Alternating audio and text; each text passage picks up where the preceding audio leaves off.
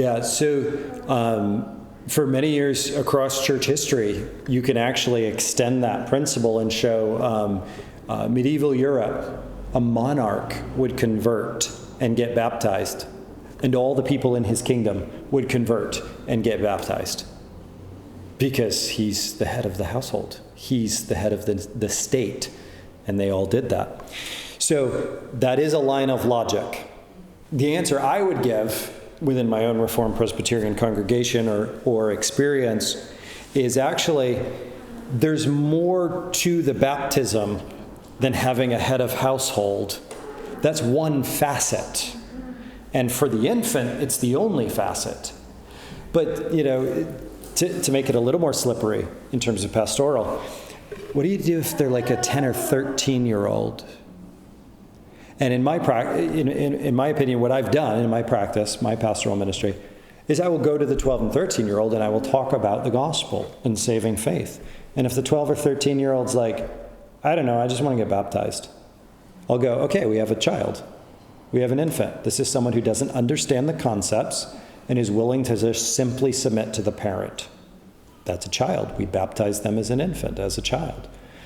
If the 12 or 13-year-old is like interacting with me and understands the gospel and professes faith in Jesus Christ, then great, we baptize them as a believer. And if the 12 or 13-year-old flat out understands and says, I don't want to be baptized, then we don't baptize them because they have understood the gospel and denied it. And so I find very often that some of the theological conundrums that can arise are simply solved by engaging the persons pastorally.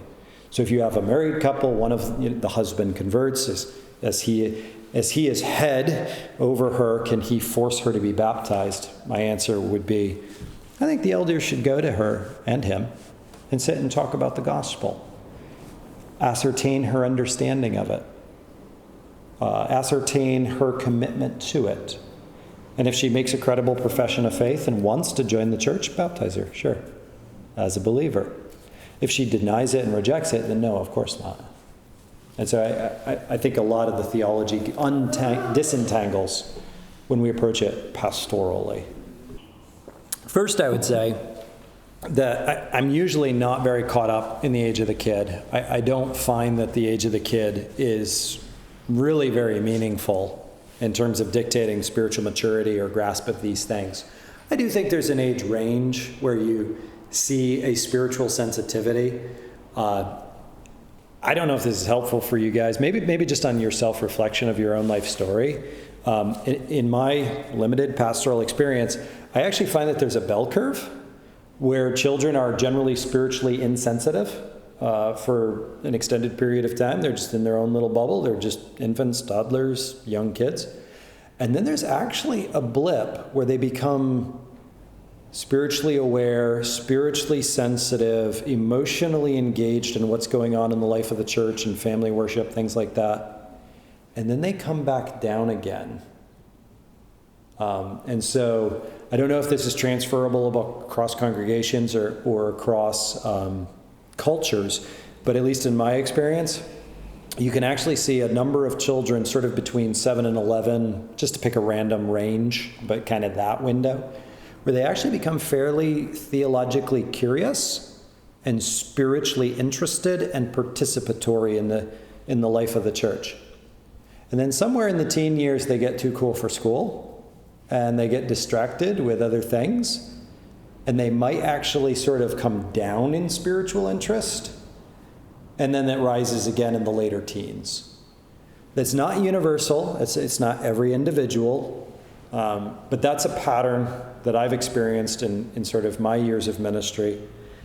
And so I actually have very mixed feelings as to whether or not you admit someone at that younger age to the supper, say 7 to 11, because they're spiritually aware, and so they're starting to show those signs that make you think, oh, maybe we should let them come to the supper.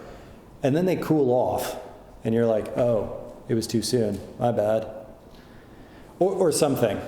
Or maybe admitting them to the supper is helpful. I wish I was a lot better at this job than I am. To answer your specific question, what do I look for? I look for things that are pretty straightforward. So this is the case in our own children. We have 6 children.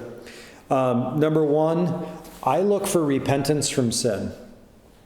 I would like to see the little children in the church show genuine remorse for the wrong that they have done and a willingness to apologize and ask for forgiveness. Now, that requires several things. It requires adults telling their children to apologize and ask for forgiveness and training them in repentance.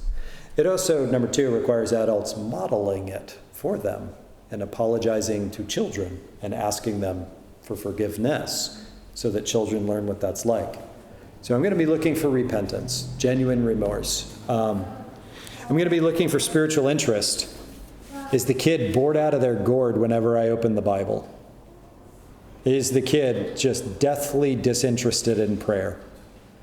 Or is there actually I want to be part of the Bible, reading, discussion. I want to answer questions. I want to offer prayer. I want to participate. Those are kind of things I'm looking for. Responsiveness to authority, to correction. Is there a bit of a humility there? A willingness to be informed by the others as to what to do or what to think. Does that help? Okay. I'm also looking for that in adults who come into my church, too.